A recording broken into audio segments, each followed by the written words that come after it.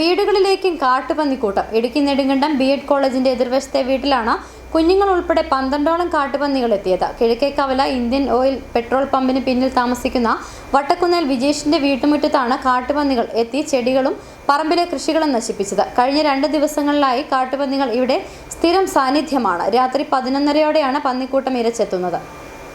2 വലിയ പന്നികളും 10ഓളം പന്നിക്കുഞ്ഞുങ്ങളുമാണ് കഴിഞ്ഞ ദിവസങ്ങളിൽ എത്തിയത്.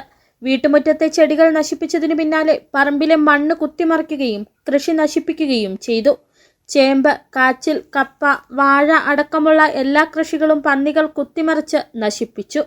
ശനിയാഴ്ച നടന്ന ഈ അക്രമത്തിന് പിന്നാലെ ഞായറാഴ്ചയും പന്നികൾ ഇവിടെ എത്തി. 2 ദിവസങ്ങളിലും വിജേഷ് വീട്ടിലില്ലായിരുന്നു. ഭാര്യയും മക്കളും മാത്രമായിരുന്നു വീട്ടിൽ ഉണ്ടായിരുന്നത്. മുമ്പും പ്രദേശത്ത് കാട്ടുപന്നികളെ കണ്ടെത്തിയിട്ടുണ്ടെങ്കിലും ഇത്രയും അധികം എണ്ണം ഒന്നിച്ചു വരുന്നത് ആദ്യമായാണ്.